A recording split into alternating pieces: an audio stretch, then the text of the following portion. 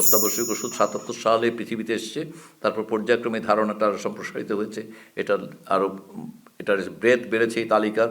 এটি দেশের রোগের ধরন, ওষুধ আবিষ্কার, মানুষের আর্থিক সামর্থ্য, ডায়াগনোসিসের সামর্থ্য, এগুলোর উপরে বিভিন্ন দেশে দেশে এবং বিশেষ বাংলাদেশেও ওই অত্যাবশ্যক ওষুধের তালিকা পরিবর্তিত হয়েছে। এবারের অত্যাবশ্যক ওষুধ গত তালিকার চাইতে এবারে ১৩৫টি ওষুধ, ৩৬টি ওষুধ অন্তর্ভুক্ত হয়েছে নতুনভাবে এবারে তালিকায়। এবং মূল ব্যাপার যেটা, সেটা হচ্ছে যে এই তালিকায় অন্তর্ভুক্ত ওষুধগুলোর ক্ষেত্রে আসলে এটা সরকার কর্তৃক একটি নির্ধারিত মূল্যে ওষুধগুলো বিক্রি করতে হবে।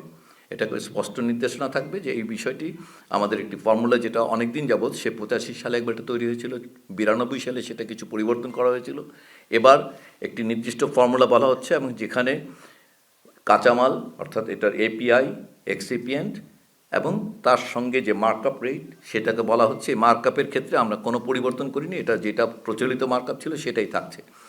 অতএব মূল ব্যাপার যেটা করবে সেটা হচ্ছে যে এই অত্যাবশ্যক ওষুধের তালিকাভুক্ত ওষুধগুলোর সবগুলোর মূল্য সরকার কর্তৃক নির্ধারিত হবে, এবং এই নির্ধারিত মূল্যের বাইরে যারা আছেন তাদেরকে এই মূল্যে পর্যায়ক্রমে আসতে হবে। যারা উপরে আছেন তাদেরকেও নেমে আসতে হবে, যারা নিচ থেকে যাবেন তারা ইচ্ছা করলে উপরে উঠতে পারেন অথবা থাকবেন না।